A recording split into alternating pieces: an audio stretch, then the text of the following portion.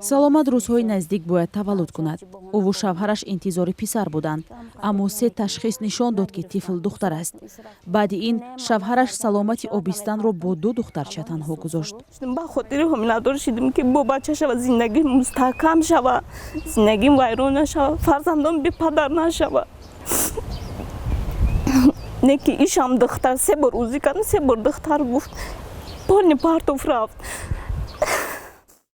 саломат 34 сол дорад ва мегӯяд аз шавҳари аввал бо як писар ҷудо шуда 3 соли пеш бори дуюм издивоҷ кард ва якбора соҳиби 2 духтар шуд. баъди таваллуди дугоникҳояш муносибати шавҳар бо ӯ тағйир ёфт. мехост ки дугоником яташ бача я духтар боша, не ки таваллуд кардам ки дугоник духтар шид. нагуфта ки фарзандои ма саломати соза ё ту созӣ муборак шава духтарот. ӯ ҳоло дар яке аз маҳаллаҳои канори душанбе иҷоранишин аст ва зиндагии худу 3 фарзандашро аз ҳисоби ҷамъоварӣ ва фурӯши коғазу пластик пеш мебарад. вай мегӯяд аз шавҳари аввалаш дар пайи дахолатҳои хуштоманд ва аъзои хонаводаи онҳо бо як писар ҷудо шуд ва шавҳари дуюм ӯро бо писараш ба ҳамсарӣ қабул кард. аввал ҳам хел қабул кард ки ай ман фарзанд намешава, ма ба хотири бачат матра қабул мекунам. вақти пирӣ мада бачат нигоҳ куна гуфт. не ки вақте ки гирифтак ҳомиладорм кард дугоник гуфтак як бачава як духтар гуфт, дугоник духтар гуфт, ай ҳамаш рӯ гардон. шарҳи шавҳари саломат дастрас нашудааст. ба мо пайдо кардани ӯ муяссар нагашт. даст кашидани мардон аз оила дар пайи таваллуди духтар дар ҷомеаи суннатии Тоҷикистон мавзӯи нав нест ва борҳо расонаӣ шудааст.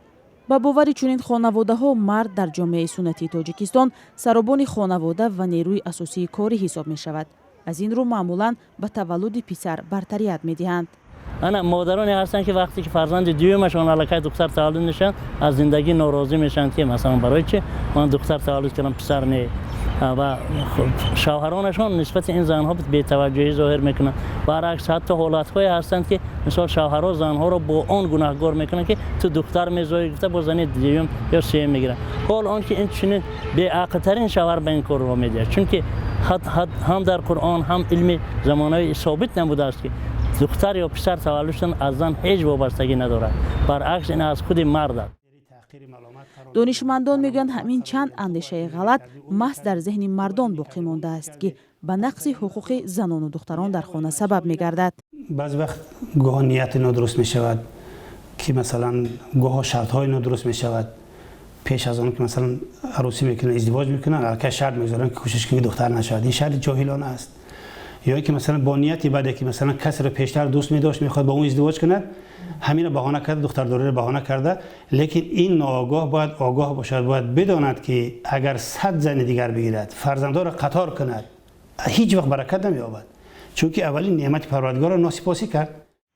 дар як пурсиши сари роҳи радиои озодӣ чанде аз раҳгузарон гуфтанд бояд ин ақида ки зан ё духтар ба истилоҳ моли мардум аст қабл аз ҳама аз зеҳни падарон тоза карда шавад.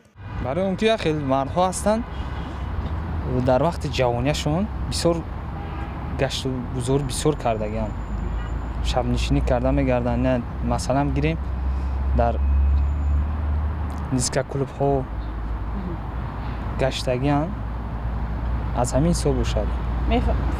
фикр мекунанд духтари худашон мисли ҳаминҳо мешавад. барои ҳамин намехоҳанд ки ҳама хеле духтар дошта бошанд. вале бархе ҳам гуфтанд духтардорӣ дар ҷомеаи Тоҷикистон кори осон нест ва агар мабодо ӯ пас аз издивоҷ хушбахт нашавад, боиси сархамии падару бародарон мегардад. фарҳанги европаро қабул кардем, бо фарҳанги исломии худмон дар байн мондем, маълум на ин тараф на он тараф.